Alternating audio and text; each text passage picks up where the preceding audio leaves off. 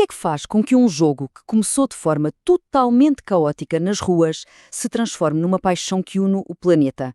Bem, é precisamente essa a história que vamos desvendar. A incrível jornada do futebol, desde um conjunto de regras criado numa taberna em Londres até se tornar o desporto mais popular do mundo. E acreditem, a história é bem mais fascinante do que se possa imaginar. Vamos começar com um número que é francamente impressionante: 270 milhões. Esta é a estimativa da FIFA para o número de pessoas que estão ativamente envolvidas no futebol. Estamos a falar de jogadores, árbitros, dirigentes, tudo. Para se ter uma noção, é quase a população inteira do Brasil dedicada a um só desporto. É um verdadeiro fenómeno global. E isto leva-nos, claro, à pergunta central: mas como é que isto aconteceu? De que maneira que um desporto, que era basicamente um passatempo caótico, virou o espetáculo que hoje para o mundo? É exatamente essa a história que vamos contar. Ok, para percebermos o futebol de hoje, temos de viajar um pouco no tempo. Jogos com bola existem há séculos em imensas culturas, mas, olhem, eram muito diferentes do que conhecemos. As raízes estão espalhadas pelo mundo, mas todas elas tinham um problema em comum: o caos. A diversidade destas origens é fascinante, não é? Na China Antiga, por exemplo, o cujo era sobre perícia, sobre chutar uma bola para uma rede. Muitos séculos depois, em Itália, o Calcio Fiorentino era um evento social super intenso, quase uma batalha campal. Culturas diferentes, jogos diferentes, mas a ideia base de uma bola e equipas já andava por aí. O que faltava mesmo era uma linguagem comum. E era mesmo esse o ponto. O grande obstáculo era o caos total. Especialmente nas Ilhas Britânicas, que são o berço do futebol moderno, cada escola, cada cidade jogava à sua maneira. Os jogos eram violentos, super desorganizados, sem qualquer padrão. Era pura e simplesmente impossível duas cidades combinarem um jogo porque ninguém se entendia sobre as regras. Mas tudo isto começou a mudar ali pelo século XIX. O caos, aos poucos, deu lugar à ordem. E um encontro numa taberna em Londres mudou para sempre a história do desporto. Esta unificação não aconteceu do dia para a noite, claro. Foi um processo. Em 1848, as regras de Cambridge foram um primeiro passo muito importante. Depois, em 1857, o Código de Sheffield trouxe inovações que usamos até hoje, como a trave e o pontapé de canto.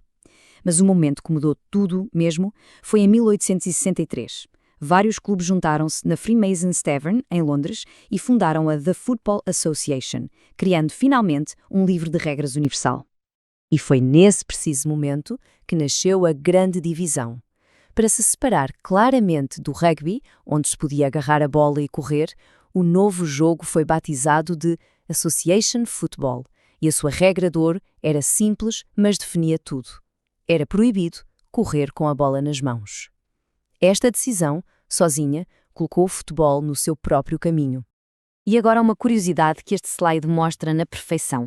A palavra soccer, que muita gente associa aos Estados Unidos, não é uma invenção americana. Na verdade, nasceu como uma gíria entre estudantes de Oxford que tinham a mania de abreviar palavras. Eles pegaram em association, juntaram-lhe o sufixo "er" e ficou soccer. Era só uma forma mais descontraída de dizer association football. Com um conjunto de regras simples e iguais para todos, o jogo estava finalmente pronto para viajar. E a sua simplicidade foi a chave que lhe abriu as portas do mundo inteiro. A fórmula para a expansão era, na verdade, bem simples. Um jogo com regras claras podia ser aprendido e jogado em qualquer lugar. E foi exatamente isso que aconteceu.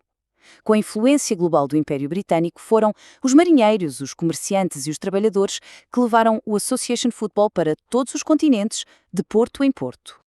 E a expansão foi incrivelmente rápida. Reparem, só 9 anos depois de criarem as regras, em 1872, já tivemos o primeiro jogo internacional. Pouco depois, outros países começaram a criar as suas próprias federações.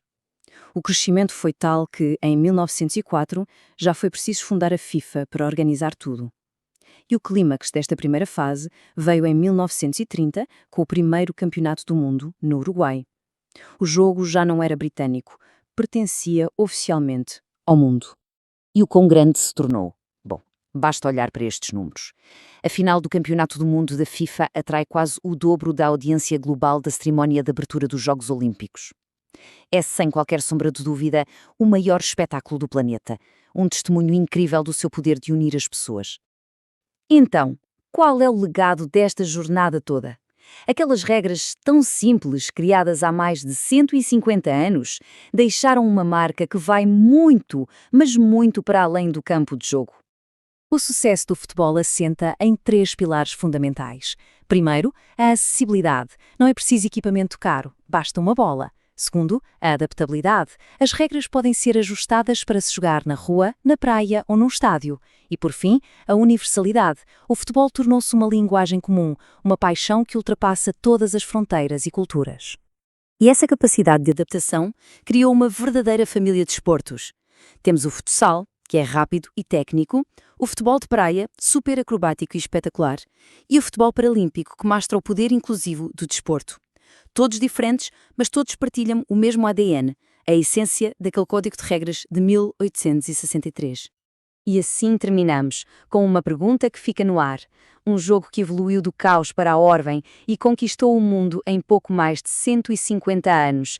Sendo a sua simplicidade a sua maior força, a grande questão é: o que o futuro reserva para o desporto mais amado do planeta?